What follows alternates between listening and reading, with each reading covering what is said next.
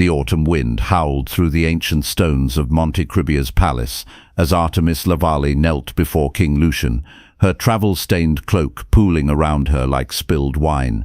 Her eyes, once bright with the confidence of nobility, now bore the red rimming of tears, shed during 3 desperate days of riding through treacherous mountain passes. The monarch observed her from his carved throne with calculating coldness, his fingers drumming silently against the armrest as guards flanked the great hall like marble sentinels. 5 nights, he pronounced, his voice cutting through the silence like a blade drawn from its sheath.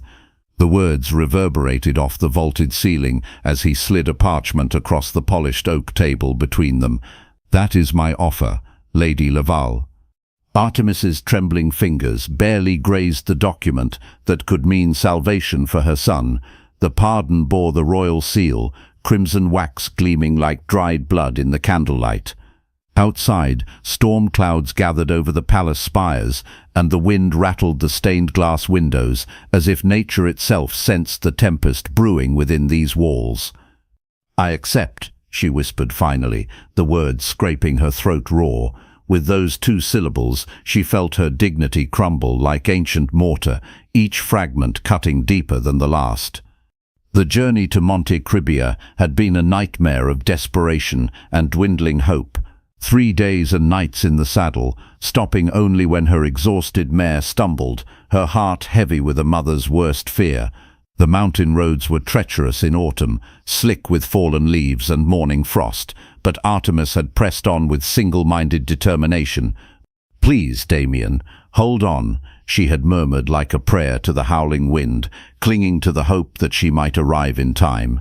Her son's face haunted every mile, 22 years old, with his father's honest eyes and gentle smile. The boy who had never raised his voice in anger, who helped tend wounded animals and shared his meals with beggars. The accusation had arrived like a thunderbolt 7 days prior. Royal messengers in their crimson and gold had delivered the sealed parchment to her manor house at dawn, their faces carved from stone as they announced her son's fate. Damien La Valle, a member of the Royal Guard, had been charged with high treason against the Crown of Monte Cribia. "The evidence is conclusive," the lead messenger had intoned without emotion. "Execution is scheduled for 10 days hence, by order of His Majesty King Lucian." Artemis had collapsed to her knees in the courtyard, the parchment falling from nerveless fingers. Damien, her sweet, honorable Damien, accused of betraying the very crown his father had died defending. Captain Rodrigo La Valle had been a war hero, a man whose name was still spoken with reverence throughout the kingdom 5 years after his death in the Battle of Thornfield. The impossibility of the charges had driven her to this desperate gambit. Her son possessed neither the cunning for conspiracy nor the heart for betrayal. He had joined the Royal Guard to honor his father's memory, following in footsteps that had always led toward loyalty and service. Now, as Monte Cribia's imposing walls rose before her, like judgment itself, Artemis steeled herself for whatever price the king might demand.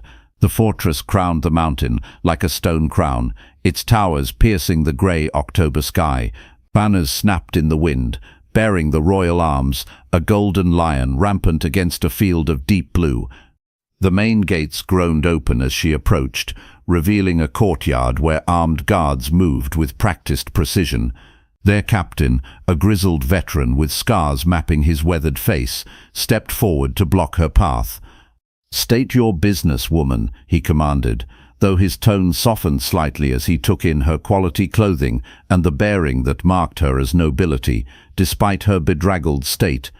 "I am Artemis La Valle, widow of Captain Rodrigo La Valle," she announced, drawing on reserves of strength she hadn't known she possessed. "I demand an immediate audience with His Majesty regarding my son." The guards exchanged meaningful glances. Even 5 years after his death, Captain La Valle's reputation commanded respect. He had saved the king's life at Thornfield, dying with an enemy's blade in his chest and his sovereign's name on his lips. "Wait here," the captain ordered, disappearing through an iron-studded door. Artemis dismounted on unsteady legs, her muscles cramped from days in the saddle. Since her husband's death, She had managed their estate with careful precision, expanding their holdings and improving conditions for their tenants. She had never sought royal favor or involved herself in court politics, preferring the honest work of land management to the serpentine intrigues of the palace. The guard captain returned after what felt like hours but could only have been minutes. "His Majesty will receive you," he announced, unable to hide his surprise. "Follow me." The palace corridors were a maze of wealth and power, lined with tapestries depicting the kingdom's glorious history. Artemis walked between walls, adorned with portraits of long-dead kings, their painted eyes seeming to judge her desperate mission. Courtiers in silk and velvet paused their conversations to stare as she passed, her travel-stained appearance marking her as an outsider in this perfumed world. The private audience chamber was smaller than she had imagined, but no less impressive. Rich carpets covered polished marble floors, and tall windows offered commanding views of the valley below. Behind an ornate desk sat the man who held her son's life in his hands. King Lucian of Monte Cribia was 35 years old and had ruled with an iron fist for a decade. Tall and lean, with black hair touched by premature silver at the temples, he possessed the kind of presence that commanded immediate attention. His face was angular and intelligent, with dark eyes that missed nothing. It was not classical beauty, but something more dangerous, the magnetism of absolute power. "Your Majesty." Artemis dropped into a deep curtsy, fighting to keep her voice steady. "I am grateful for this audience." The king studied her with unsettling intensity, as if cataloguing every detail of her appearance and demeanor. "Lady Lavalle, your journey from the northern provinces has been swift. I assume you have come to discuss your son's situation." "Yes, Your Majesty. Damien is innocent. He would never betray the crown his father died defending." Lucian rose from his chair with fluid grace, moving to the window that overlooked the kingdom spread below. The dying light of afternoon cast his profile in sharp relief. "The evidence suggests otherwise, my lady. Compromising documents were discovered in his possession, detailed plans for an assassination attempt on my person." "There must be some mistake," Artemis insisted, stepping forward and forgetting protocol in her desperation. "My son worships his father's memory. That loyalty runs through his very blood." The king turned back to face her, and she caught a glimpse of something unexpected in his expression, not cruelty, but weariness. "Loyalty is indeed a rare commodity in these times, Lady Lavalle. Your husband was an honorable man, one of the few I could trust completely, but children do not always follow their parents' example." "I beg you, Your Majesty," Artemis said, her voice breaking slightly, "allow me to see this evidence. Permit me to speak with my son before you take his life.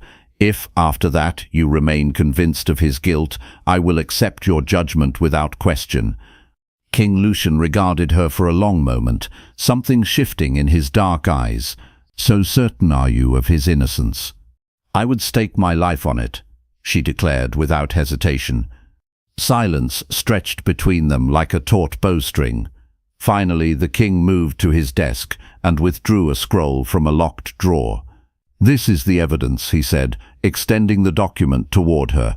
"A letter addressed to the Duke of Volturna, detailing weaknesses in the royal guard and my daily movements." Artemis accepted the parchment with trembling hands, studying the writing with the careful eye of a mother who had taught her child to form letters. The script resembled Damien's hand, but something was subtly wrong, the slant of certain letters, the formation of specific words. "This is not my son's writing," she said firmly, looking up to meet the king's gaze. "It resembles his hand, yes, but I have known his penmanship since childhood. Someone has attempted to forge it." Lucian's eyes narrowed dangerously. "That is a grave accusation you level, my lady." "No more grave than condemning an innocent man to death," she replied, surprising herself with her boldness. "I implore you, Your Majesty, give me the opportunity to prove that my son has been made a pawn in someone else's game." The king studied her for what felt like an eternity, weighing not just her words, but also her character, her desperation, and her unwavering certainty. When he finally spoke, there was something predatory in his smile. "Perhaps there is a way," he said slowly, "but the price will be steep indeed. Are you prepared to pay it, Lady Lavalle?" Artemis felt her breath catch, sensing the trap closing around her, even as hope flickered to life. "I will do whatever is necessary to save my son." King Lucian moved with the calculated precision of a chess master, each gesture deliberate and meaningful. This was how he had kept Montecribia prosperous while neighboring kingdoms fell to war and famine, through careful strategy and ruthless pragmatism. "Your son is not the true target of this conspiracy," he revealed, approaching an ornate cabinet and retrieving another document. "He is merely a convenient scapegoat, chosen to deflect attention from the real traitor." He spread a second scroll across the desk, and Artemis leaned forward to examine it. This letter bore the seal and signature of Duke Giancarlo Montessori, the king's own cousin and chief advisor. "Duke Giancarlo has been orchestrating a rebellion for months," Lucian explained, his voice heavy with betrayal. "Your son's supposed treachery was designed to provide a distraction while the Duke consolidated his power. The forged letter was his handiwork." "Then why not simply arrest the Duke?" Artemis asked, confusion clouding her features. "Politics," the king replied bitterly. "Giancarlo commands significant loyalty among the nobility and maintains alliances with foreign powers. Moving against him without irrefutable proof would trigger a civil war that could destroy the kingdom." Understanding began to dawn in Artemis's mind. "And my son's execution is part of your strategy to unmask him." Lucian nodded grimly. "The Duke believes his plan has succeeded, that I have fallen for his deception completely. This confidence will make him careless, giving me the opening I need to gather the evidence required for his arrest." "What would you have me do?" she asked, though part of her already suspected the answer. The king moved closer until she could see the flecks of gold in his dark eyes.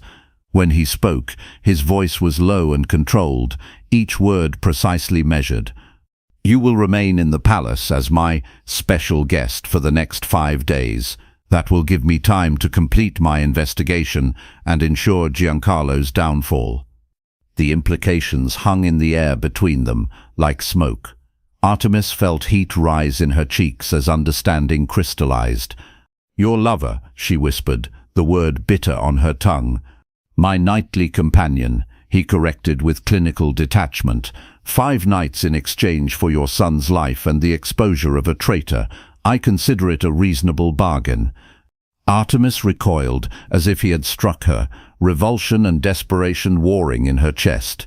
"You ask me to prostitute myself to save my child." "I offer you a transaction," Lucian replied impassively. "Your body will be mine each evening. In return, I will work tirelessly to prove Damien's innocence and ensure the true traitor faces justice." The room seemed to spin around her as the full weight of his proposal settled upon her shoulders. She had prepared herself for many possibilities, begging, humiliation, even offering her entire fortune for her son's freedom. But this cold, calculated corruption of her body was beyond her darkest imaginings. "You are a monster," she breathed. "I am a king," Lucian corrected without emotion, "and you are a desperate mother. We both understand you will accept my terms." The terrible truth was that he was right. For Damien, for her beloved son who faced death for crimes he had never committed, Artemis would endure any degradation, pay any price. "How do I know you will honor our agreement?" she asked, grasping for some thread of security in this web of corruption. The king returned to his desk and quickly penned an official document, affixing his royal seal with practiced efficiency. "A conditional pardon," he explained, extending the parchment toward her.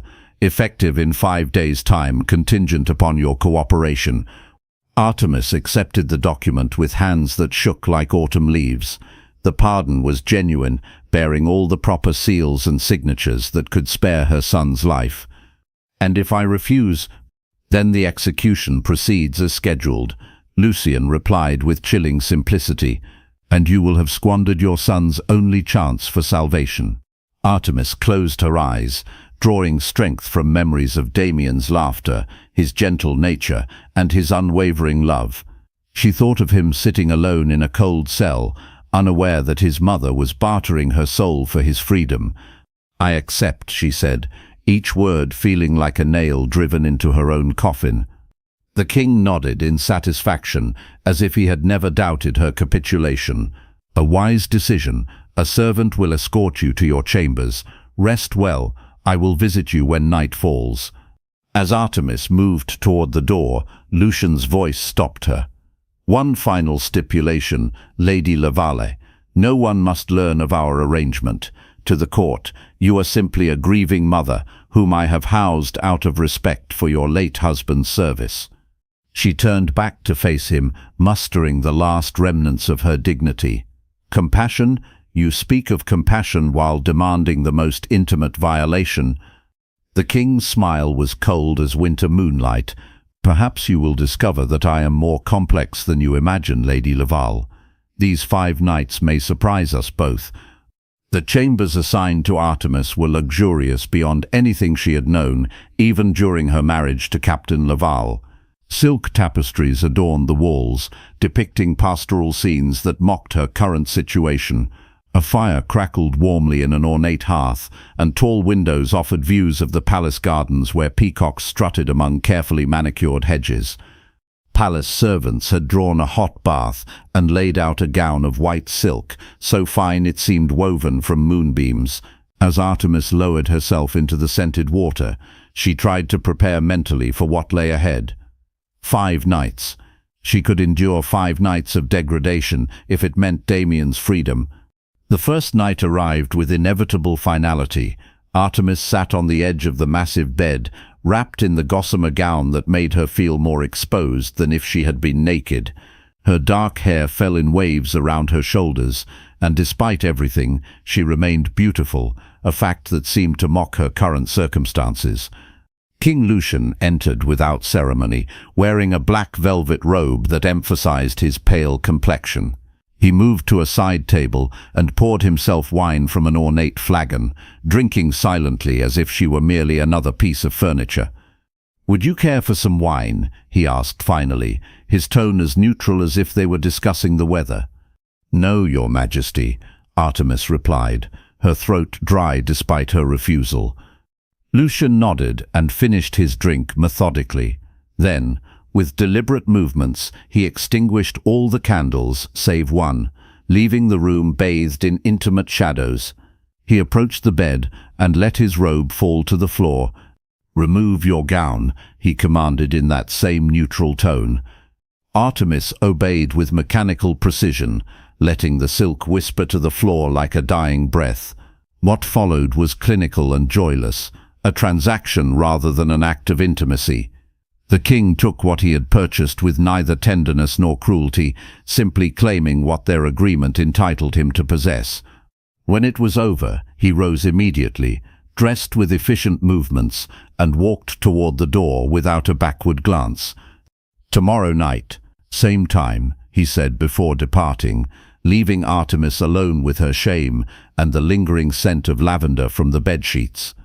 She remained motionless for a long time after his departure, tears streaming down her cheeks as the magnitude of her situation fully registered. It wasn't the physical act itself that wounded her most deeply, but the complete dehumanization, the reduction of her entire being to a commodity in a political transaction. Yet as she pulled the silk sheets around her trembling form, Artemis reminded herself of why she endured this degradation. Somewhere within these palace walls, Damien waited in ignorance of his mother's sacrifice. 4 more nights. She could survive 4 more nights. The second evening brought subtle changes that Artemis noticed immediately. When King Lucian arrived, exhaustion lined his features like battle scars. His usual controlled composure showed hairline cracks, and his movements carried the weight of burdens that even absolute power could not lift. "Has there been progress with the investigation?" she dared to ask as he performed his ritual of pouring wine. Lucian paused, the goblet halfway to his lips, as if surprised to hear her voice. For a moment, he seemed to remember that she was capable of speech, that she possessed thoughts and concerns beyond their sordid arrangement. "Son," he answered tersely, but something in his tone suggested the progress came at considerable cost. "The Duke has grown suspicious. He has doubled his personal guard and limited his communications." That night, when Lucian came to her bed, Artemis sensed a difference in his approach. His movements were less mechanical, his touch less impersonal.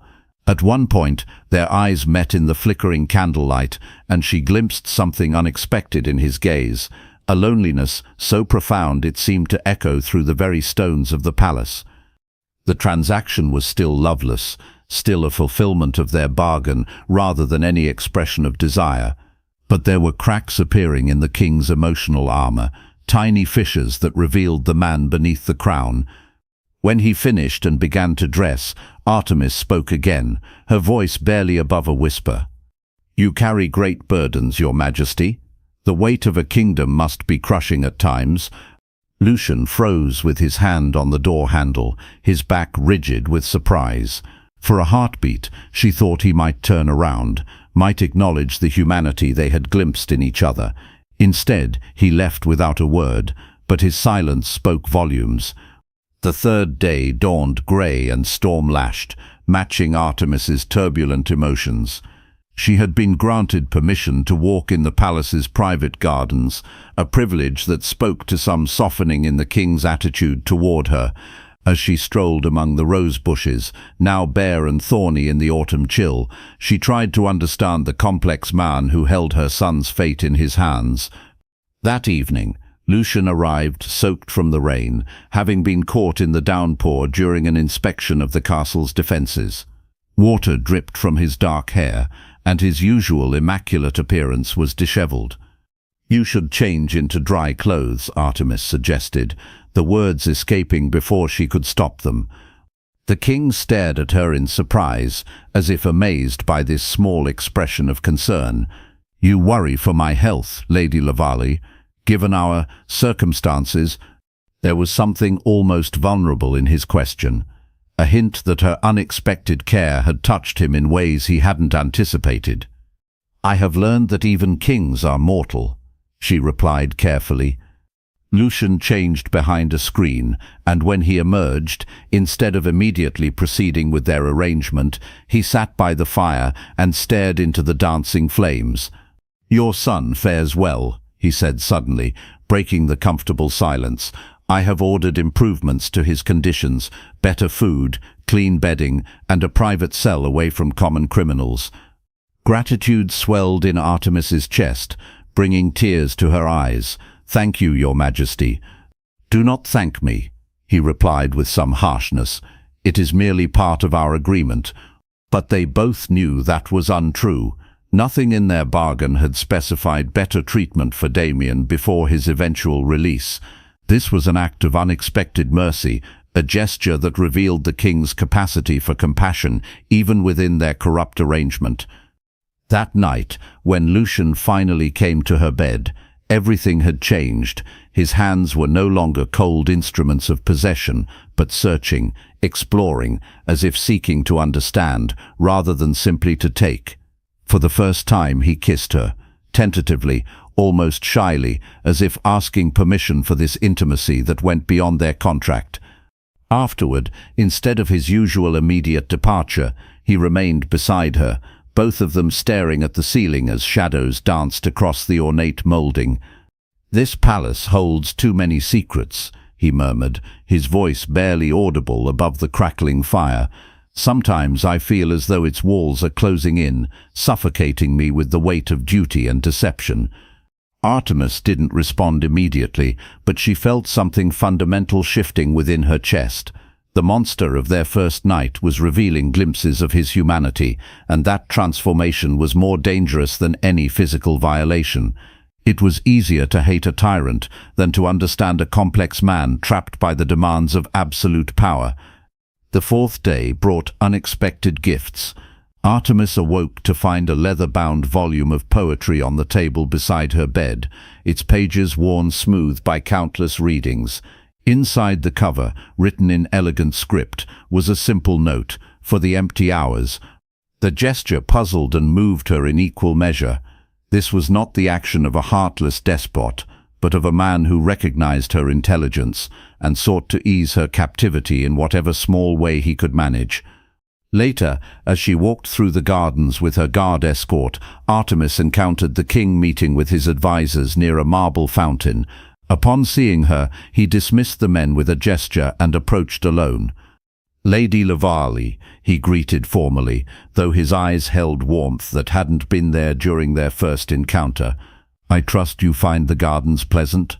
"Very much so, Your Majesty. I am grateful for your consideration." Lucian nodded, and for a moment seemed uncertain how to proceed. Their interactions during daylight hours required different protocols than their evening arrangements, and both struggled with the complexity of their relationship. "I have news," he said finally. "We are close to obtaining definitive evidence against Duke Giancarlo. One of his servants has agreed to testify in exchange for protection and gold." "That is welcome news indeed," Artemis replied, though she felt a strange pang at the thought of their arrangement ending. Might I be permitted to see Damien, even briefly?" The request seemed to surprise the king. "It would be risky. The Duke has informants throughout the palace. If he suspects I am investigating the case more thoroughly than appearances suggest—" "I understand," she conceded, hiding her disappointment. Lucian studied her face carefully, noting the sadness she tried to conceal. However, a brief visit could perhaps be arranged tomorrow, with proper precautions, of course. The gratitude that flooded through Artemis was so intense it left her momentarily dizzy. "Thank you, Your Majesty. Your kindness means more than you can know." "Why, Lucian," he said suddenly, the name dropping between them like a stone into still water. "When we are alone, you may call me Lucian." Before she could respond to this unprecedented breach of protocol, the king bowed formally and strode away down the garden path, leaving Artemis staring after him with a racing heart and a growing confusion about her own feelings. The fourth night arrived with Artemis in a state of emotional turmoil. The man she had initially reviled as a monster was revealing layers of complexity that challenged her every assumption. When Lucian entered carrying 2 goblets of wine, she accepted one without hesitation. "I thought we might talk before fulfilling our agreement," he said, settling into a chair near the fire. As they sipped the rich vintage, Lucian began to reveal the true scope of Duke Giancarlo's treachery. The conspiracy reached far beyond Damien's false charges, encompassing years of systematic manipulation and the elimination of potential rivals. "Your husband," Lucian said quietly, his eyes fixed on the flames. "I have reason to believe his death was not the random tragedy it appeared to be." Artemis's goblet slipped from nerveless fingers, wine staining the silk carpet like blood. "Captain Lavali died in battle, defending the realm." A battle where crucial intelligence was deliberately withheld, where reinforcements were delayed by orders that passed through Giancarlo's hands, Lucian explained gently. "Your husband was utterly loyal to me, which made him an obstacle to certain ambitions." The revelation struck Artemis like a physical blow. Rodrigo's death, which she had mourned as a noble sacrifice, might have been calculated murder. The Duke had not only targeted her son, but had potentially orchestrated her husband's demise years earlier. "Why tell me this now?" she whispered through tears she couldn't control. Lucian rose and moved to the window, his silhouette stark against the star-filled night. "Because you deserve the truth, and because I have carried these suspicions alone for too long. The isolation of absolute power is crushing." There was such vulnerability in his admission that Artemis found herself rising and moving toward him, drawn by an impulse she didn't fully understand. "You are not the monster I believed you to be," she said softly. "Perhaps I am still a monster," Lucian replied, turning to face her. "But if so, it is circumstance and necessity that have shaped me, not inherent cruelty." That night when they came together, it was with a passion that neither had expected. The clinical transaction of previous evenings gave way to genuine desire, as if both had been starving for years and had finally found sustenance. Afterward, they lay entwined in the candlelight, sharing secrets and fears that neither had ever voiced before. "Tomorrow is our final night," Lucian murmured against her hair. "Yes," Artemis whispered, though the prospect brought pain rather than relief. The fifth and final day passed in a haze of conflicting emotions. As promised, Lucian arranged for Artemis to visit Damien's cell, a reunion that should have brought pure joy, but was complicated by the secret knowledge of how it had been purchased. Her son was thinner than before, but healthy, his spirit unbroken despite weeks of imprisonment. During their brief, supervised conversation, Artemis managed to convey hope without revealing the true nature of her sacrifice. "Have faith," she whispered as they parted. "Tomorrow will bring your freedom." That evening, Artemis dressed with special care, choosing a gown of deep sapphire that complemented her auburn hair. She let her tresses fall loose around her shoulders, abandoning the severe styles she usually favored. When Lucian arrived, he stopped short at the sight of her transformed appearance. "You are beautiful," he said simply, and the genuine admiration in his voice made her heart race.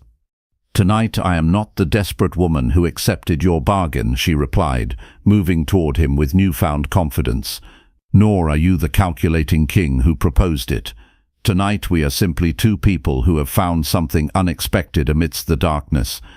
They made love with the bittersweet intensity of those who know their time is ending, each caress a farewell, each kiss a promise they might never be able to fulfill. Afterward, as dawn approached, they talked of the future that awaited them both. "Duke Giancarlo will be arrested this morning," Lucian said, tracing patterns on her bare shoulder. "We have all the evidence needed for a conviction. Damien will be officially exonerated and released. And I will return to my estates," Artemis added, though the words felt like stones in her throat. Lucian propped himself up on an elbow, studying her face in the grey pre-dawn light. "Is that truly what you wish? The question hung between them, heavy with possibility and pain. Artemis understood what he was really asking, the impossible dream he was offering to share. What alternative could there be? She asked, though her heart was racing. "I am a provincial widow, and you are a king. The court would never accept such a match." "I have spent my entire life doing what others expected," Lucian replied with quiet intensity. "Perhaps it is time I chose my own path, regardless of convention." "And what path would that be?" "One that leads to you," he answered without hesitation. "Your strength, your integrity, the way you see past the crown to the man beneath it. I have never known such clarity of purpose." Artemis felt tears gathering in her eyes. Could this twisted beginning truly transform into something beautiful? The nobles would rebel. Your advisors would call it madness. "Let them," Lucian said with the confidence of absolute power. "I will not ask for your answer now. I know that what I did, how this all began, was unconscionable. But when this crisis is resolved, when your son is free, and you have had time to heal from what I put you through, I will formally request your consideration, not as the result of our bargain, but as a free choice made by a free woman." Artemis nodded, too moved to speak. The respect implicit in his words, the recognition of her autonomy, meant more than any grand declaration of love.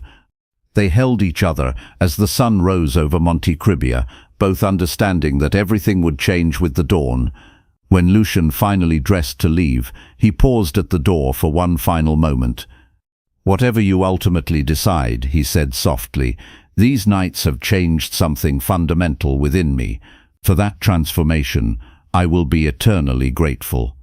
The arrest of Duke Giancarlo sent shockwaves through the court.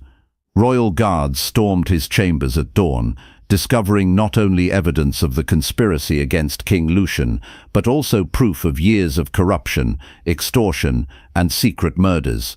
The Duke's network of treachery ran deeper than anyone had imagined, touching every level of the kingdom's hierarchy. Damien's release came swiftly after the Duke's arrest. Artemis waited in the main courtyard, her heart pounding as she watched her son emerge from the palace dungeons. He was pale but walked with dignity intact, his faith in justice ultimately vindicated. Their embrace needed no words, containing all the love and relief that couldn't be expressed in mere language. Throughout the emotional reunion, Artemis was acutely aware that King Lucian was not present. Affairs of state demanded his attention as the kingdom reeled from the revelations of Giancarlo's betrayal, but she had hoped for one final glimpse of the man who had become so much more than her captor. When she returned to her chambers to gather her belongings, Artemis found a small wooden chest and a sealed letter waiting on her bed. The letter bore no royal insignia, only red wax impressed with a simple seal. With trembling fingers, she broke the seal and unfolded the parchment. Artemis, by the time you read these words, you will be free of our arrangement, and your son will be officially cleared of all charges. He may return to his duties in the royal guard if he chooses, or accompany you to your estates with full honors restored to your family name. The chest contains compensation for your time in the palace. This is not payment for services rendered, but restitution for the days I stole from your life through my unconscionable demand. I will not ask you to forget how this began. I do not deserve such mercy, but I hope you will remember that what grew between us was real, regardless of its twisted origins. Matters of state compel me to marry Princess Isabella of Valterna within the year. The alliance is crucial for maintaining peace with our eastern neighbors, especially now that Giancarlo's treachery has weakened our position with other noble houses. Therefore, the path I wish to offer you is closed before it could truly open. Live well, Artemis Lavallee. Know that you leave behind a better man than the one you first encountered in this palace. The lessons you taught me about strength, dignity, and the true meaning of sacrifice will guide me through the dark days ahead. Forever in your debt, Artemis read the letter 3 times, memorizing every word before holding it to a candle flame. As she watched the parchment turn to ash, she felt a chapter of her life closing with painful finality. The chest contained more gold than she had ever seen, enough to secure not only her future and Damien's, but also to transform their estates and provide for generations to come. It was a fortune that spoke of genuine remorse and respect, not the casual payment of a transaction completed. She closed the chest without touching the coins and gave it to Damien when they departed that afternoon. "What is this, mother?" her son asked, startled by the weight of the treasure. "Our future," she replied simply, "and the price of hard-learned wisdom." The months that followed brought remarkable changes to Montecribia. King Lucian, after Duke Giancarlo's execution for high treason, implemented sweeping reforms that transformed the kingdom. Taxes on common folk were reduced, corrupt officials were purged from government, and new laws protected the rights of those without noble birth. The king seems like a different man, people whispered in marketplaces and taverns, as if something has awakened his conscience. Artemis followed these developments from her distant estates, where she worked alongside Damien to improve conditions for their tenants and expand their holdings. She tried not to think too often of Lucian, though sometimes on lonely evenings she would remember his voice, his unexpected gentleness, and the vulnerability he had shown only to her. 3 years later, royal duties brought King Lucian on a tour of the northern provinces, including the Lavalleans. It was an official visit, part of a larger progress through the realm, but everyone understood that the monarch had personally insisted on this particular stop. Artemis received him with all proper ceremony, flanked by Queen Isabella, a gracious and intelligent woman who seemed to respect her husband even if she did not love him. The royal entourage brought color and pageantry to the simple manor house, transforming the familiar surroundings into something magical and strange. During the formal dinner, Artemis's and Lucian's eyes met briefly across the candlelit table. In that instant of connection, she saw acknowledgement, acceptance, and a grief that time had softened but never fully healed. No words were exchanged beyond the requirements of protocol, but that silent communication contained everything that needed to be said. When the royal party departed the next morning, Damien found his mother standing on the hill that overlooked their flourishing lands. The young man had grown into his father's strength and his mother's wisdom, becoming a leader their people trusted and respected. "You never told me exactly what happened during those days at the palace," he said gently, placing a hand on her shoulder. "But I want you to know that whatever sacrifice you made for my freedom, I honor it every day by striving to be worthy of such love."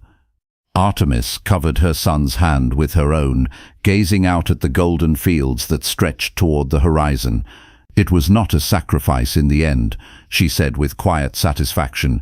"It was an exchange. I gave something precious, but I received something equally valuable in return." "What did you receive, mother?" "Power. What did you receive, mother?" She considered the question carefully, thinking of all she had learned about power, mercy, the complex nature of human hearts, and the possibility of redemption even in the darkest circumstances. "Understanding," she finally answered, "about the true meaning of strength, and how sometimes the greatest freedom comes from the most difficult choices."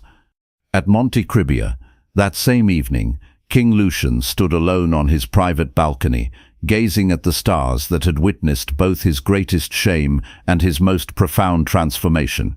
In his hands, he held the same volume of poetry he had once given to Artemis, opened to a verse about love that blooms in impossible soil but leaves seeds that flower in unexpected places.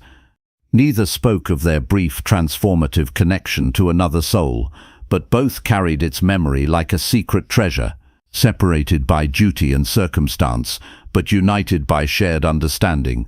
Two hearts had found their peace on different paths that had once, for 5 nights that changed everything, intertwined beneath the ancient stones of Monte Cribia.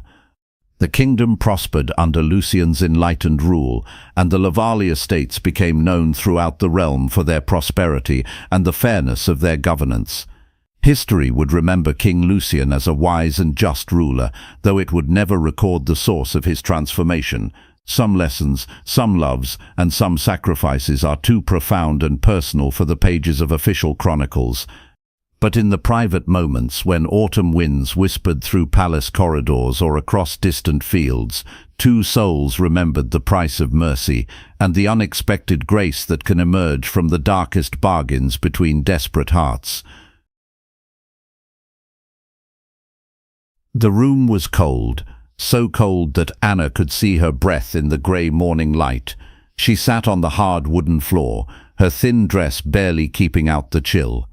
Her mother stood by the door, arms crossed, eyes hard as stone. "Look at her," her mother said to Anna's father. "Just look at her." Anna kept her head down. She knew what they saw. A girl of 20 with plain brown hair, a girl who limped when she walked. A girl who brought them nothing but shame. "She's useless," her father replied. His voice was tired, bitter. "No man will ever want her, not with that leg." Anna's heart broke a little more. She had heard these words so many times, but they still cut deep, still made her feel small. "The limp makes her look weak," her mother continued, "and that face, so plain, so ordinary." Anna touched her leg without thinking. The one that never worked quite right, the one that made her different, made her unwanted. She remembered being a child, wanting her mother's hugs, wanting kind words. Instead, she got cold looks, sharp words, endless disappointment. "I tried to love you," her mother had said once, "but you're just broken." Now, at 20, nothing had changed. Anna still hoped, still dreamed of someone who might see past her limp, someone who might think she was worth something. But hope was getting harder to hold on to. Her father cleared his throat. "The papers are signed," he said. "She goes tomorrow." Anna's head snapped up. "What papers?" Her mother smiled. "But it wasn't kind. It was cold, cruel. We found you work, dear daughter. You'll be a servant now." "A servant?" Anna's voice was barely a whisper. "Count yourself lucky," her father said. "Someone was willing to take you, even with your problems." Anna felt the world spinning. They were selling her. actually selling her like she was nothing, like she was just a thing they wanted gone. "Where?" she asked. Her voice shook. "Duke Leon's estate," her mother said. "You'll cook, clean, do whatever he tells you, and Anna," her voice turned sharp, "don't embarrass us more than you already have." Anna stood slowly. Her bad leg made her wobble, but she found her balance. She always did. "What if I don't want to go?" Her father laughed. It wasn't a happy sound. "You'll go or you'll starve. Those are your choices." Anna looked around the small room. This cold, loveless place had been her prison for 20 years. Now she was trading it for another prison, a stranger's house where she would scrub floors and bow her head. But somewhere deep inside, somewhere she barely dared to listen, a small voice whispered something different. Maybe this change would be different too. Maybe. "Im sort time, to for the kingsimes the me often, to found at all is the presence of wisdom in knowing when not to speak." 50 miles away, Duke Leon stood at his window. The morning light made his dark hair shine. His shoulders were broad, his stance was strong, but his grey eyes held sadness. The castle around him was beautiful. Rich tapestries hung on stone walls. Fine furniture filled every room. Servants moved quietly through long hallways. But Leon felt alone, always alone. He touched the scar on his left hand, a reminder of the war, of the battles he had fought, of the friends he had lost. People called him brave, called him a hero, but Leon knew the truth. War had taken pieces of his soul, pieces he could never get back. He had money, land, power, everything a man was supposed to want, but none of it filled the empty space inside him. His secretary knocked on the door. "Your Grace? The papers you requested." Leon turned. "The girl's contract?" "Yes, sir. Anna Miller, age 20, no family money, no prospects." The secretary paused. "Sir, if I may ask, why her? There are many servants available, ones with better references." Leon took the papers. He had heard Anna's story from a friend in town, a girl sold by her own family, a girl with a limp that made people look away, a girl that no one wanted. "She needs help," Leon said simply. His secretary looked confused. "Help, sir?" Leon studied Anna's signature on the contract. The letters were small, careful, like she was afraid to take up too much space, even on paper. "No one should be sold like cattle," Leon said. His voice was quiet but firm. "No one should feel worthless." The secretary nodded but still looked puzzled. He didn't understand. How could he? He had never felt unwanted, never felt broken. But Leon understood. He had his own scars, his own reasons for feeling damaged. The war had taught him something important. Everyone deserved dignity. Everyone deserved kindness, even if the world told them they were worth nothing. Leon walked to his desk. He picked up his pen and signed his name at the bottom of the contract. "Send word," he told his secretary. "She arrives tomorrow. Make sure her room is warm. Make sure she has good food waiting." "Yes, Your Grace." After the secretary left, Leon stood alone again. He looked out at his vast lands, at the forests and fields that stretched to the horizon. Tomorrow, those lands would have one more person living on them, one more soul seeking shelter. Leon had saved soldiers in battle, had protected his people during hard winters, but saving Anna felt different, more personal. Maybe because he saw something of himself in her story, the feeling of being damaged, of carrying scars that others couldn't understand. Or maybe because saving her felt like saving a part of himself too, the part that still believed broken things could be made whole again. "Tam, how to Buta, how to Piaf." Anna's hands shook as the carriage stopped. Through the small window, she could see the castle. It was bigger than anything she had ever imagined. Stone walls reached up toward grey clouds. Windows glittered like jewels. She felt so small, so out of place. The carriage door opened. A kind-faced woman in a clean dress smiled at her. "You must be Anna," the woman said. "I'm Mrs. Sarah. I run the household here." Anna stepped out carefully. Her bad leg was stiff from the long ride. She nearly stumbled but caught herself on the carriage door.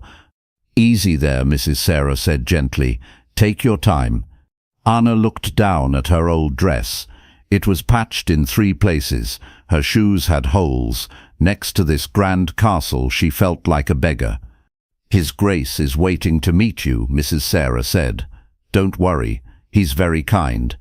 Anna's stomach dropped. "He wants to see me. Now?" "Yes, dear. Just to welcome you properly." Anna had expected to be sent straight to the kitchens, to start scrubbing pots immediately. She had never met a duke before. What if she said something wrong? What if her limp made him angry? Mrs. Sarah led her through massive wooden doors. Anna's eyes went wide. The entrance hall was like a cathedral. Paintings covered the walls. A grand staircase curved up toward the ceiling. Her footsteps echoed on the marble floor. Step, drag, step, drag. The sound of her limp seemed so loud in the quiet space. They stopped outside a wooden door. Mrs. Sarah knocked softly. "Come in," said a voice from inside. It was deep, strong, but not harsh. The door opened. Anna saw him standing by a fireplace. Duke Leon was tall. His dark hair was neat. His clothes were fine but not flashy. But it was his eyes that surprised her. They were kind, warm, not cold like she had expected. "Your Grace," Mrs. Sarah said, "this is Anna." Anna dropped into the lowest curtsy she could manage. Her bad leg made her wobble, but she held it. She kept her eyes on the floor. "Please," Duke Leon said, "lift your head." Anna hesitated. At home, looking directly at someone important was considered rude, but his voice was gentle, not commanding. Slowly she raised her eyes to meet his. He smiled, a real smile, not the fake ones she was used to seeing. "Welcome to my home, Anna," he said. "I hope you'll be happy here." Happy? Anna blinked. No one had ever asked if she would be happy anywhere. "Thank you, Your Grace," she whispered. Her voice was so quiet she wasn't sure he heard. "Are you tired from your journey?" he asked. Anna nodded. "Mrs. Sarah will show you to your room. You can rest tonight. We'll talk about your duties tomorrow." Anna waited for the list of harsh rules, the threats about what would happen if she made mistakes. They never came. Instead, Duke Leon said something that made her heart skip. "You're safe here, Anna. I want you to know that." Safe. When was the last time she had felt safe? "Mrs. Sarah," Duke Leon continued, "please make sure Anna has everything she needs. A warm bath, good food, clean clothes." "Of course, Your Grace." Anna stood there, confused. This was nothing like what she had expected. Where were the cold orders, the harsh discipline? As Mrs. Sarah led her toward the door, Duke Leon called out one more time, "Anna." She turned back. "If you need anything at all, please ask. This is your home now too." Anna felt tears starting in her eyes. She blinked them back quickly, but not before she saw something in Duke Leon's face. Understanding, like he knew what it felt like to be lost. "Thank you," she whispered again. And for the first time in years, she meant it. Anna woke up in the softest bed she had ever slept in. For a moment she forgot where she was. Then she remembered. The castle, Duke Leon, her new life. Sunlight streamed through clean windows. The room was small but warm. A fire crackled in the fireplace. Clean clothes waited on a chair. At home, she had slept on a thin mattress on the floor. The room had been cold, always cold. A gentle knock came at her door. "Anna, it's Mrs. Sarah. May I come in?" "Yes, ma'am." Mrs. Sarah entered with a tray of food, fresh bread, warm milk, butter and jam. "Good morning, dear. How did you sleep?" Very well, thank you. Anna sat up carefully. Is this really for me? Mrs. Sarah smiled. Of course, His Grace wants to make sure you eat well. Anna took a bite of the bread. It was soft, sweet, nothing like the hard crusts she was used to. What are my duties? Anna asked. I can start right away. Finish your breakfast first, Mrs. Sarah said. Then I'll show you around. We'll start you with light tasks, helping in the kitchen, organizing books in the library. Light tasks. Anna was confused. At home, she had done all the heavy work, scrubbing floors until her knees bled, carrying water buckets that were too heavy. Her family said if she couldn't be pretty, she could at least be useful. After breakfast, Mrs. Sarah gave Anna a tour. The castle was enormous, room after room filled with beautiful things. Anna tried not to stare, but everything was so grand. In the kitchen, she met the cook, a cheerful woman named Mary. So you're Anna, Mary said. Mrs. Sarah told me about you. Can you help me with the bread today? Anna nodded eagerly. She knew how to make bread. She had been doing it since she was small. But when she tried to knead the dough, something went wrong. The mixture was different here, softer. She pressed too hard and it stuck to her hands. Oh no, Anna said, pulling at the sticky mess. I'm sorry, I ruined it. Mary laughed. Not mean laughter, kind laughter. Don't worry, dear. This dough is tricky. Here, let me show you. She helped Anna work the dough gently, patiently, without a single harsh word. At home, mistakes meant shouting, sometimes worse. Here, mistakes meant help. Later that afternoon, Anna was carrying books in the library. Her arms were full. She didn't see the step. Her bad leg caught, and she stumbled. Books scattered everywhere. Anna dropped to her knees, scrambling to pick them up. Her face burned with shame. I'm sorry. I'm so sorry. Are you hurt? Anna looked up. Duke Leon stood in the doorway. His face showed concern, not anger. I dropped your books. I'll fix them. I promise. Duke Leon walked over and knelt down beside her. He started gathering books too. They're just books, Anna. Are you hurt? That's what matters. Anna stared at him, a duke, kneeling on the floor, helping her clean up her mess. My leg, she said quietly. Sometimes it doesn't work right. I noticed, he said gently. It doesn't matter to me. He helped her stand. His hand was warm and steady. Would you like me to carry these for you? He asked. Anna shook her head quickly. No, Your Grace. I can do it. I'm sure you can, he said. But that doesn't mean you have to do it alone. Together they carried the books to their proper places. Duke Leon didn't seem bothered by her slow pace. He didn't look impatient when she had to stop to rest her leg. That evening, Anna sat by her window. She thought about the day. No one had yelled at her. No one had called her worthless. When she made mistakes, people helped her fix them. It felt like a dream, a beautiful, impossible dream. But dreams could end. Anna knew that. She had to be careful. She had to work hard. She couldn't let herself believe this kindness would last forever. Still, for tonight, she let herself feel something she hadn't felt in years. Hope. Offing by Deptude Mopeng Condottils to Ping Tai, Batilmund, the powerful two win to Stlorders Weni Tosti. 3 weeks passed like days. Anna had never lived before. Each morning brought new surprises, new kindnesses she didn't expect. Mrs. Sarah taught her to arrange flowers. Mary showed her recipes for fine pastries. Even the other servants were friendly. They included her in their conversations, asked her opinions. But it was in the herb garden where Anna truly began to shine. Duke Leon found her there one afternoon. She was kneeling by a patch of plants, carefully picking leaves. "What are you doing?" he asked. Anna looked up, startled. "I'm sorry, Your Grace. I know I should ask first, but Mary mentioned that Tom hurt his back yesterday, and these herbs, they help with pain." She held up the small green leaves. My grandmother taught me about healing plants before she died. This is chamomile, and this. She moved to another plant. This is willow bark. Together they make a tea that eases aching muscles. Duke Leon knelt beside her. Show me. Anna's hands moved confidently as she explained each plant, how to prepare them, how much to use, which ones helped with fever, which ones aided sleep. You know a great deal about this, Duke Leon said. He sounded impressed.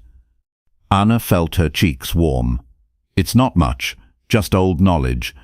Old knowledge is often the best knowledge, he replied. Would you be willing to help when people are sick? We don't have a healer in the castle. Anna's eyes went wide. You want me to help heal people? If you'd like to. Only if you'd like to.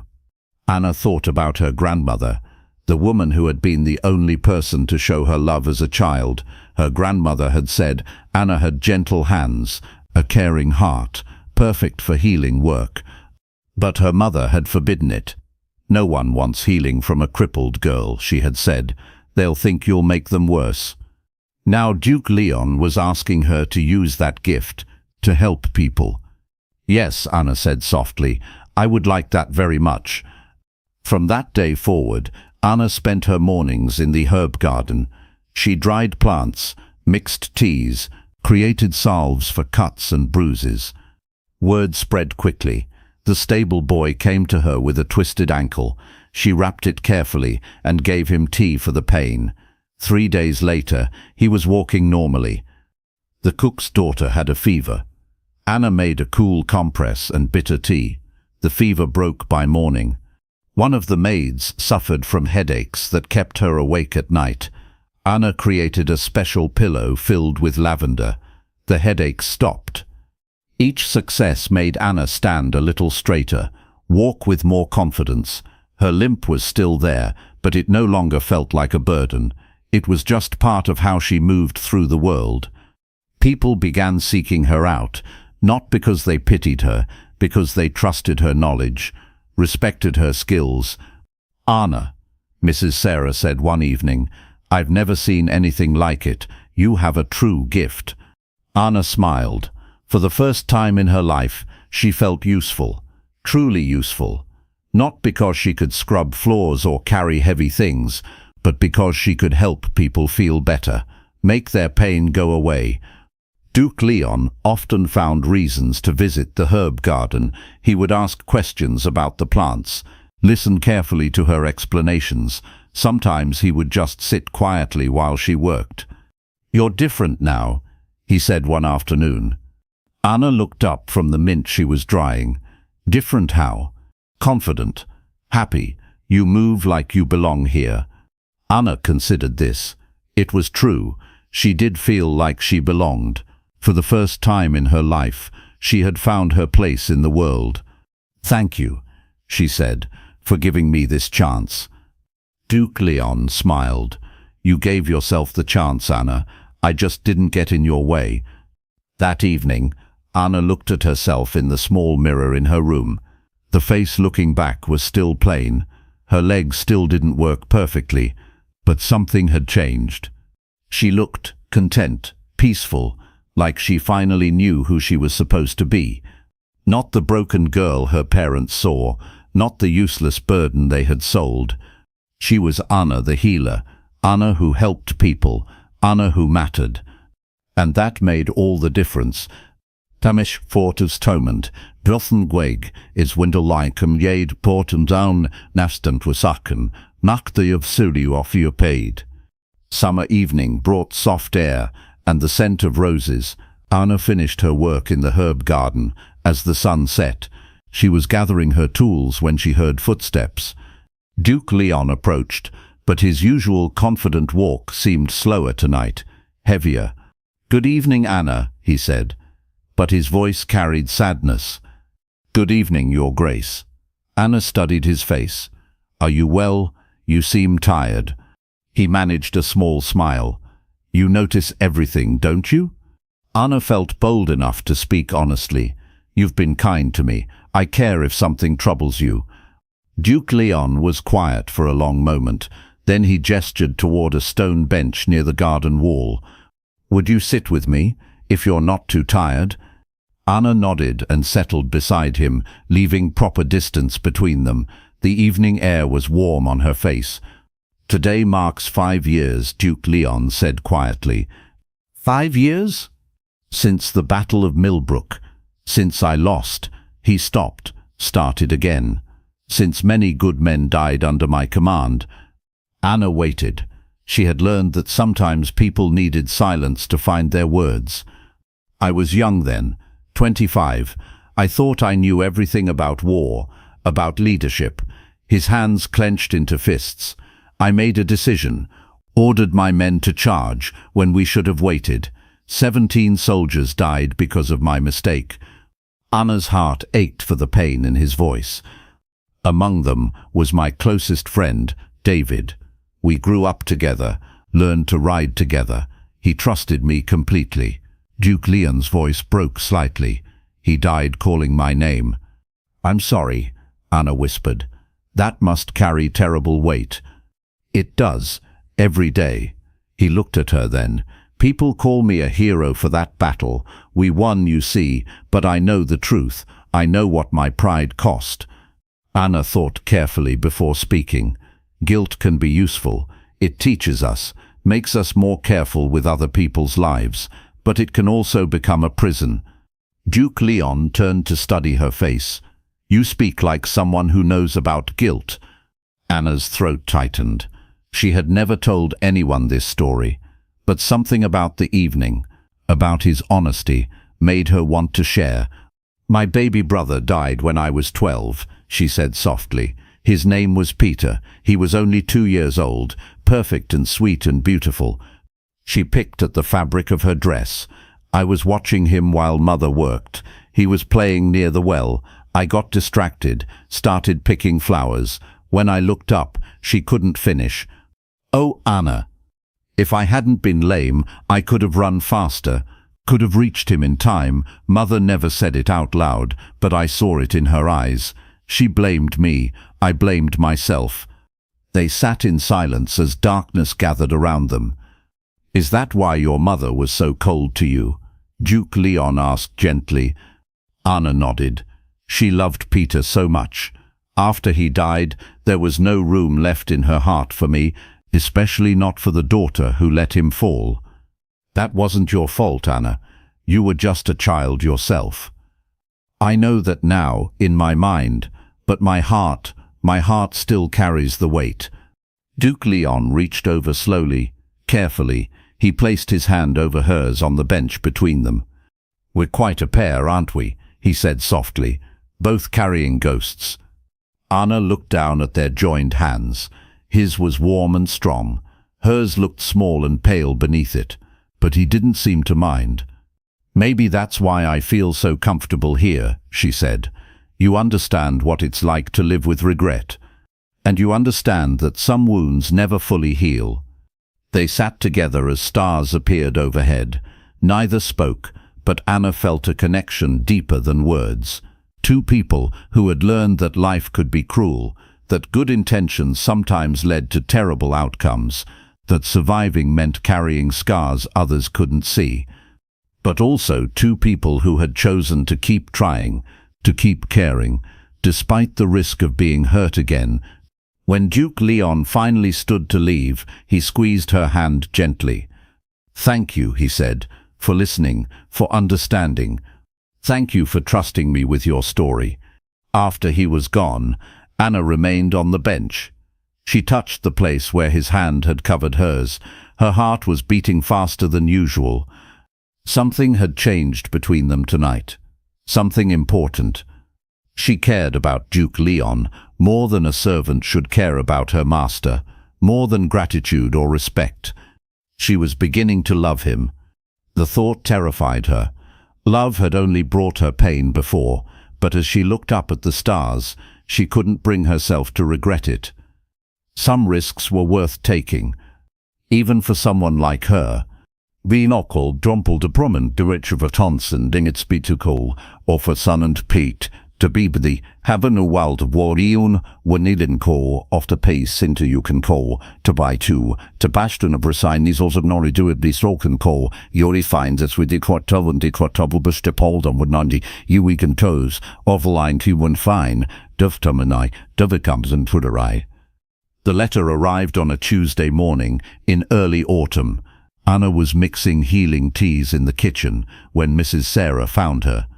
Anna, dear, this came for you. Anna wiped her hands on her apron and took the envelope. Her name was written in her mother's sharp handwriting. Her stomach dropped. She hadn't heard from her family since arriving at the castle. She had hoped they had forgotten about her completely. With trembling fingers, she opened the letter. Anna, we hear you live well now, too well for someone like you.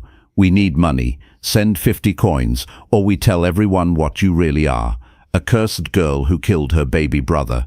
We arrive in 1 week. My bother, mother tupitamaudi dodma. Mother tupitamaudi not to nocti stupipithpo. Mother tupitamaudi jeti stititi wide. We don't have one doctors to the precared motig maids just to the newer. We lualok, mau awful capsules. We lualasher a beep what you taxed be sense with. A nepster doctors, by not wolpa. My bite should to bite in a cupatristi pocker, wobbling with idwistive. Anna felt the world spinning. She gripped the kitchen table to stay upright. Anna, Mrs. Sarah touched her arm. What's wrong? You look pale. I need some air, Anna whispered. She stumbled outside to the herb garden, her safe place. But even here, she couldn't escape the words in the letter. They were coming. Her family was coming to destroy everything she had built. Anna sank onto her usual bench and buried her face in her hands. What would happen when people learned the truth, that she had been responsible for Peter's death, that her own family considered her cursed? Duke Leon would send her away. He had to. No one would want a cursed girl living in their home, healing their people. All the respect she had earned, all the friendships she had made, gone. Anna? She looked up to find Duke Leon approaching. His face was full of concern. Mrs. Sarah said, "You received bad news." Anna quickly folded the letter and hid it in her skirt. "It's nothing, Your Grace, just family matters." But Duke Leon knew her too well now. He could read the fear in her eyes. What kind of family matters? Anna stood and turned away from him. "Please don't ask. I can't tell you." "Anna." His voice was gentle but firm. "Whatever it is, we can face it together." Together, the word made her heart ache. There would be no together once he knew the truth. "You don't understand," she said. "Some things can't be fixed. Some people are just broken." "I don't believe that." Anna spun around to face him. Tears burned her eyes. "My baby brother is dead because of me. My own mother thinks I'm cursed. I bring nothing but tragedy to everyone I love." The words hung in the air between them. Duke Leon's face went very still. "Tell me what happened," he said quietly. So Anna told him everything about Peter playing by the well, about her picking flowers, about being too slow to save him, about her mother's cold eyes and harsh words. "They're coming here," she finished. "Next week. They want money to keep quiet about what I am." Duke Leon was silent for a long time. Anna waited for him to tell her to pack her things, to leave before she brought more tragedy to his home. Instead, he stepped closer. "Look at me, Anna." She reluctantly met his eyes. "You are not cursed. You are not broken. You are a healer who has helped dozens of people.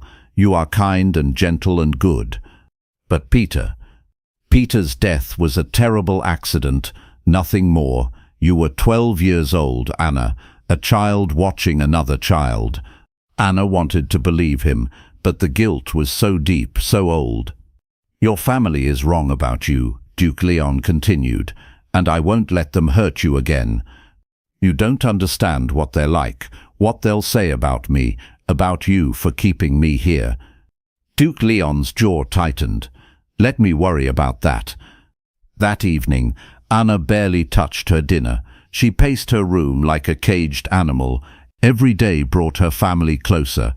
Every day brought her closer to losing everything. She had been happy here, truly happy. For the first time in her life she had felt valuable, loved. But happiness wasn't meant for people like her. She should have known it wouldn't last. Outside her window, storm clouds gathered on the horizon. Anna watched them approach and felt they matched the darkness coming toward her life. In 1 week, everything would change. She just hoped Duke Leon wouldn't hate her too much when it was over. The ice. They arrived like vultures circling prey. Anna's mother, father, and older brother Thomas, all dressed in their finest clothes, but Anna could still see the meanness in their eyes. Duke Leon had insisted on meeting them in the main hall. Anna stood beside him, her hands shaking despite her efforts to stay calm. "So this is where our Anna lives now," her mother said, looking around with obvious greed. "Very nice indeed." Anna's father stepped forward and bowed slightly to Duke Leon. "Your Grace, we've come to collect our daughter." "Collect her?" Duke Leon's voice was calm but cold. "Anna is not property to be collected." Anna's brother Thomas laughed. It was an ugly sound. "She's our family, our responsibility. We've decided she's been away long enough. And I'm sure it has nothing to do with the money you've demanded from her," Duke Leon said. Anna's mother's face turned red. "That girl told you about our private family business?" "Anna tells me everything," Duke Leon replied, "because she knows she can trust me." Anna felt a surge of gratitude. He was protecting her, standing between her and their cruelty. "You don't know what she really is," Anna's mother hissed. "What she's done. If you did, you'd send her away yourself." "I know exactly who Anna is," Duke Leon said firmly. "She's a healer, a kind woman who helps others, someone with more worth than the three of you combined." Anna's father stepped forward angrily. "That cursed girl killed our son, her own baby brother. She brings nothing but death and misery." Anna flinched as if she'd been slapped. Even knowing they would say it, hearing the words still hurt. But then something unexpected happened. Duke Leon stepped protectively in front of Anna. His voice turned deadly quiet. "You will not speak of Anna that way in my home." Anna's family looked shocked. They weren't used to anyone defending her. "Now see here," her brother started. "No," Duke Leon cut him off.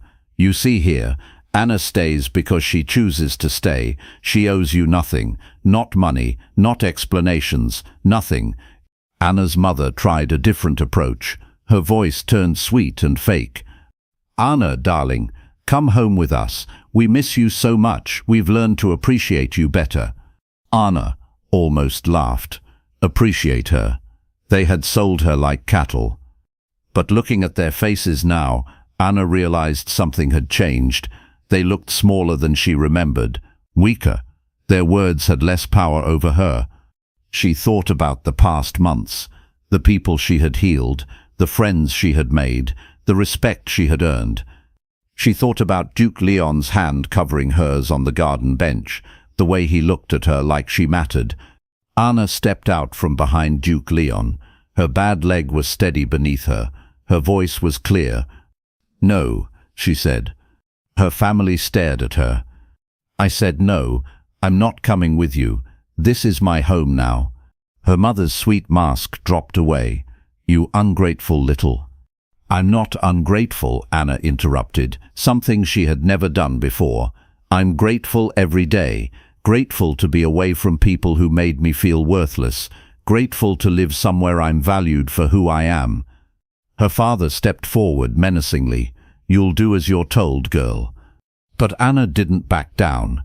For the first time in her life, she stood her ground. "I'm 20 years old. I'm not a child anymore. You have no power over me." "We're your family," her brother shouted. "Family doesn't sell their daughter for coins," Anna replied. Family doesn't make someone feel ashamed for existing. You stopped being my family the day you signed those papers. Anna's mother's face twisted with rage. Fine, stay here. But when this man gets tired of your plain face and twisted leg, don't come crawling back to us. I won't need to, Anna said with quiet dignity. I know my worth now, and it has nothing to do with my face or my leg. Duke Leon moved to stand beside Anna, not in front of her anymore, beside her, as an equal. You heard her, he said to Anna's family. She's made her choice. I suggest you leave now. Anna's father looked like he wanted to argue more, but something in Duke Leon's voice warned him not to push further. Her family left the same way they had arrived, like vultures forced away from their prey. After they were gone, Anna sank into a chair. Her legs felt weak, but her spirit felt strong. You did it, Duke Leon said softly. You stood up to them. Anna looked at him with wonder. I did. I actually did. How do you feel? Anna thought about it. Free, she said finally. For the first time in my life, I feel truly free. Duke Leon smiled. Freedom looks good on you, Anna. And for the first time in her life, Anna believed she truly was good enough. Just as she was. Caethwen Bryan to be I. News of Anna's confrontation with her family spread quickly through the castle, but instead of shame or pity, Anna found herself receiving congratulations. Good for you, dear, Mrs. Sarah said, while they arranged flowers. It was time someone put those awful people in their place. Mary the cook hugged her warmly. We're so glad you stayed, Anna. This castle wouldn't be the same without you. Even the stable boys and garden workers sought her out to tell her they were proud of her courage. Anna felt lighter than she had in years. The secret shame she had carried was gone. People knew her story now, and they still accepted her, still valued her. But it was Duke Leon's reaction that mattered most. She found him that evening in his study, reading by candlelight. May I come in? She asked softly. He looked up and smiled. Always. Anna settled into the chair across from his desk. I wanted to thank you for standing with me today. You didn't need my help, Duke Leon said. You found your own strength. But it was easier knowing you were there. They sat in comfortable silence for a moment. Then Duke Leon set down his book and looked at her seriously. Anna, I need to tell you something. The real reason I bought your contract. Anna's stomach fluttered nervously. The real reason? I told you I wanted to help someone who was being treated unfairly. That was true, but it wasn't the whole truth. Duke Leon stood and moved to the window. 3 years ago, I was engaged to be married. Lady Catherine, beautiful, wealthy from a perfect family, everything a duke should want. Anna felt a stab of something that might have been jealousy. But she was cold, Duke Leon continued. Cruel to servants. She once had a maid beaten for dropping a plate. When I saw that, I knew I couldn't marry someone without kindness in her heart. He turned back to Anna. When I heard about you, about a young woman being sold by her own family because they saw her as flawed, I thought about Catherine, about how society values the wrong things. Anna's heart was beating faster. I wanted to prove something, Duke Leon said quietly. That worth isn't about beauty or perfection. It's about character, about how we treat others, about the size of someone's heart. He walked closer to her chair. I never expected to fall in love with you. Anna's breath caught. Love? I love your gentleness with hurt people. I love how you see good in everyone. I love your quiet strength and your healing hands. He knelt beside her chair. I love that you chose to stay despite everything your family put you through. Anna felt tears starting. Happy tears this time. I love you too, she whispered. I have for months, but I didn't think, I never imagined, that someone could love you exactly as you are. Anna nodded. Duke Leon took her hands in his. Anna Miller, You are not broken. You are not cursed. You are the most beautiful woman I have ever known, not because of how you look, but because of who you are." He paused, his grey eyes serious. "Will you marry me?" Anna stared at him in shock. "Marry you? But I'm nobody. I limp when I walk. My family sold me.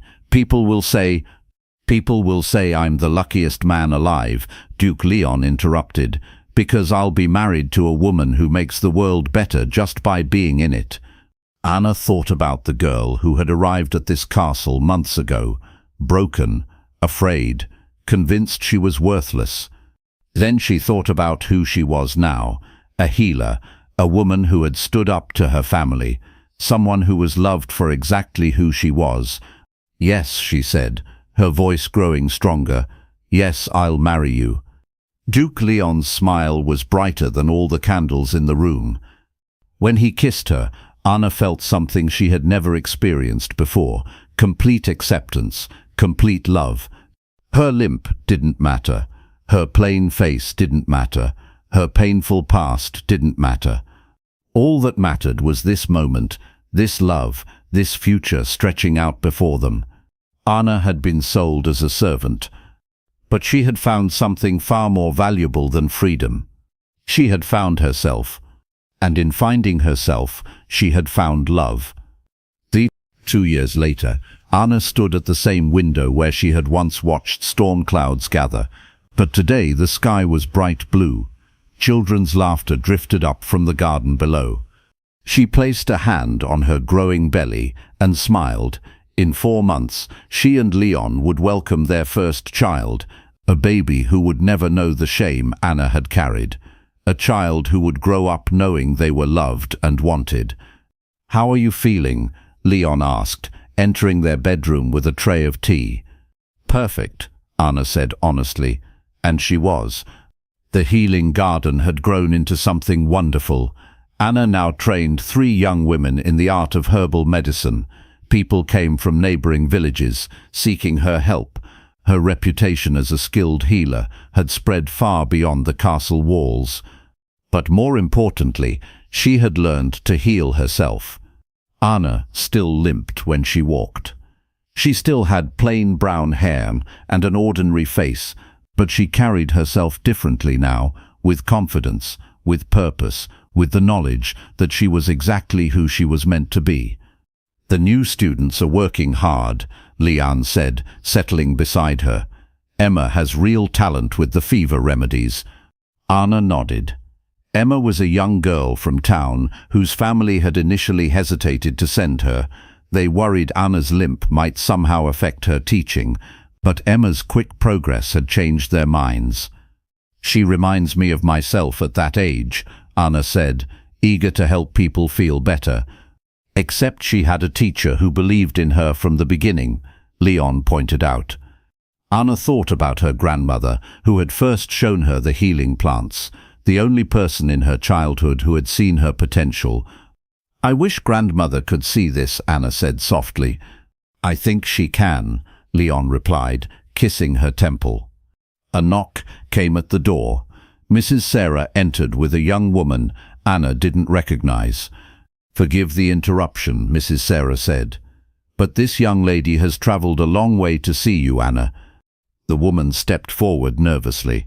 She was about Anna's age, with tired eyes and clothes that had seen better days. "Are you Anna, the healer?" she asked hopefully. "I am. My name is Grace. I heard you help people like me." Anna saw something familiar in Grace's expression, the look of someone who had been told she was worthless, someone who needed to know she mattered. "What kind of help do you need?" Anna asked gently. "I want to learn, to do something useful with my life, but I can't read very well, and I'm not pretty or clever like other girls." Anna smiled and moved toward Grace. Her limp was barely noticeable now, not because it was gone, but because she no longer tried to hide it. "Grace," she said warmly, "beauty and cleverness come in many forms. Let me show you something." She led Grace to the window overlooking the garden. Below, Emma was teaching two younger girls how to identify healing plants. Their faces were bright with interest and purpose. "See those girls?" Anna asked. 6 months ago, they all thought they had nothing special to offer the world. Now look at them. Grace watched with wonder as the students worked together, sharing knowledge and supporting each other. "You really think I could learn?" Grace asked quietly. "I know you can," Anna said with certainty, "because wanting to help people is the most important quality a healer can have. Everything else can be taught." As Anna began explaining the healing program to Grace, Leon watched from across the room, his heart swelled with pride and love. Anna had indeed been sold as a servant, but she had transformed that beginning into something beautiful. She had built a life of purpose and meaning. She had learned to see her own worth. And now she spent her days helping other women discover their worth too. That evening, Anna and Leon walked through their garden together.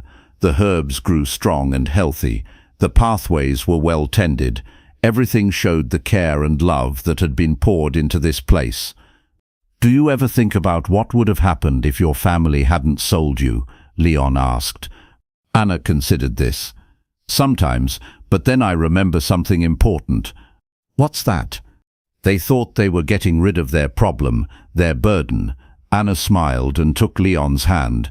"Instead, they gave me the chance to find my real family, my real home, my real self." She looked around at the castle that had become her sanctuary, at the gardens where she had discovered her gifts, at the man who loved her completely. "I was sold as a servant," she said softly, "but I found something much more valuable than freedom.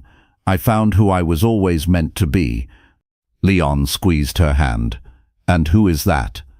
Anna stood taller, her voice filled with quiet confidence. "I'm Anna. I'm a healer. I'm a teacher. I'm a woman who knows her worth." She smiled. "And I'm home." Above them, stars began to appear in the darkening sky. Each one seemed to shine with the promise that broken things could indeed be made whole again. That love could heal even the deepest wounds. And that sometimes the worst beginning could lead to the most beautiful ending of all. Anna had learned the most important truth of all. She was never broken.